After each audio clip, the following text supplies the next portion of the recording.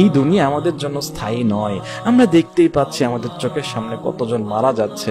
আমরা দেখতেই পাচ্ছি একটা সামান্য পানির নিচে গিয়ে আমরা বেশিক্ষণ থাকতে পারি না, 1 মিনিটও যে জায়গায় আমরা থাকতে পারি না অক্সিজেন ছাড়া।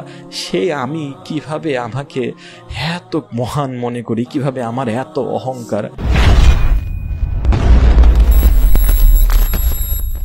আপনি কোন দিকে যাচ্ছেন? আপনি যেদিকে যাচ্ছেন সেটা কি আপনাকে আলটিমেট সাকসেসের দিকে নিয়ে যাবে? সেটা কি আপনাদেরকে জান্নাতের পথের দিকে নিয়ে যাচ্ছে? আপনি একটু ভাবার চেষ্টা করুন, একটু বুঝুন, থামুন। আর কত? ওই লাইফটাতে শান্তি নেই, ওই লাইফটাতে শান্তি নেই। আসলে আপনি আল্লাহ থেকে দূরে থেকে কখনো শান্তি পাবেন না। ট্রু ওয়ার্ডস, আপনি আল্লাহ থেকে দূরে থেকে কখনো শান্তি পাবেন না। আপনার যদি মনে হয় ওইটাই শান্তি, আসলে ওইটা শান্তি না, ওইটা ধোঁকা। আপনি নিজেও জানেন, ঠিক আছে? আপনি নিজেও জানেন যে ওই জগতে শান্তি নেই। একটা গানে কানে যতক্ষণ শোনেন ততক্ষণ আপনার ভালো লাগতে পারে, কিন্তু কান থেকে হেডফোন খুলে ফেলার পরে আপনার ডিপ্রেশনের শেষ নেই, আপনার খারাপ লাগার শেষ নেই। আপনি যতক্ষণ নেশার ভিতরে থাকবেন, আপনার শরীরে যতক্ষণ নেশা থাকবে ততক্ষণ হয়তো বা আপনি ভালো লাগতে পারেন, কিন্তু যখনই 1-2 ঘন্টা পরে সেটা চলে যাবে তখনই আপনার ভিতরে অস্থিরতার ভাব শুরু হয়ে যাবে। আপনি ভালো থাকতে পারবেন না কখনো আল্লাহ থেকে দূরে থেকে। সুতরাং আল্লাহর কাছে আসুন, আল্লাহর কাছে আসুন। আর আল্লাহ থেকে দূরে থাকে কি লাভ হবে? লাভটা কি? আর আল্লাহর কাছে সন্নিকটে আসলে ক্ষতিটা কিসের আপনার?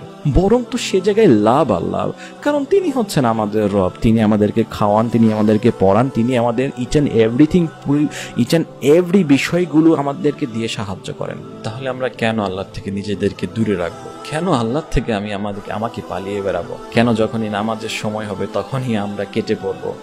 নামাজের আজান দিচ্ছে কিন্তু মসজিদের সামনে দিয়ে আমরা যাচ্ছি, কিন্তু তারপরও মসজিদের ভিতরে যাচ্ছি না। কেন এমনটা করছি? কেন আমি দূরে দূরে পালাচ্ছি? এটা একটু ভাবুন।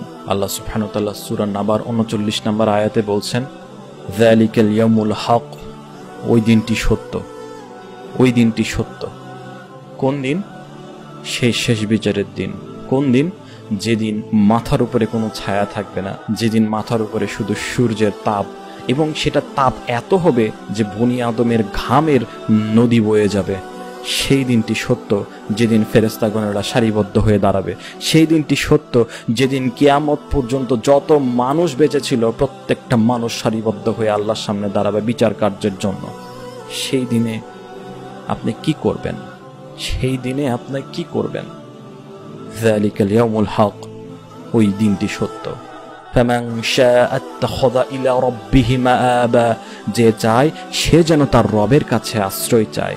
যে বাঁচতে চায় ওই দিনটি থেকে, সে যেন তার রবের নিকট আশ্রয় চায়। হে আমার ভাই, একটু কল্পনা করুন সেই দিনের কথা।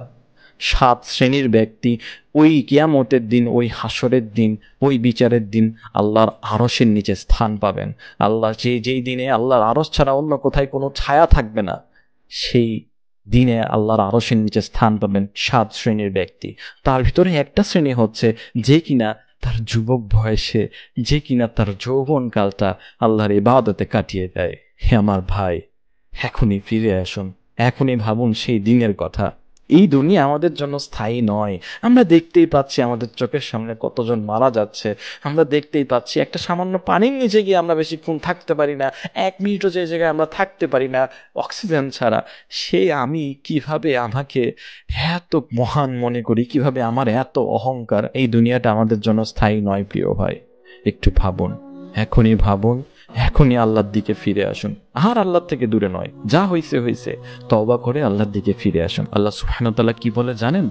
যে সকল বান্দারা নিজেদের উপর জুলুম করেছে, যারা নিজেদের উপর জুলুম করেছে, আমার দিকে আসেনি, আমার থেকে দূরে সরেছিল, অনেক গুনার ভিতরে ছিল, অনেক খারাপ কাজে লিপ্ত ছিল, লা তাকনাতু মির রাহমাতিল্লাহ, তারা যেন আল্লাহর রহমত থেকে নিরাশ না হয়। সুবহানাল্লাহ।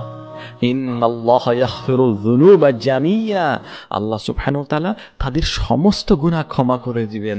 সুবহানাল্লাহ, ইনি হচ্ছেন আমাদের রব। তাহলে সেই রহমান, সেই গফফার, সেই গফুরুর রহিমের থেকে আমরা কেন এত দূরে সরে পালাই? আমরা কেন এত দূরে দূরে থাকি? হে আমার ভাই, এখনই তওবা করুন, আল্লাহর দিকে ফিরে আসুন, ডিসিশন নিন আজ, এখন। এখন এই ডিসিশন নিন আপনি কিভাবে আপনার লাইফটাকে সাজাবেন। এখন এই ডিসিশন নিন আপনার জীবনের মোড় কোন দিকে যাচ্ছে। এটা কি আপনাকে আদতে ভালো ফল দিবে? ডিসিশন নিন আজ, এখন। আল্লাহর দিকে ফিরে আসুন। আল্লাহ আমাদের সবাইকে সেই তৌফিক দিন। ওয়াখিরু দাওয়ানা আলহামদুলিল্লাহি রাব্বিল আলামিন। আসসালামু আলাইকুম ওয়া রাহমাতুল্লাহি ওয়া বারাকাতুহু।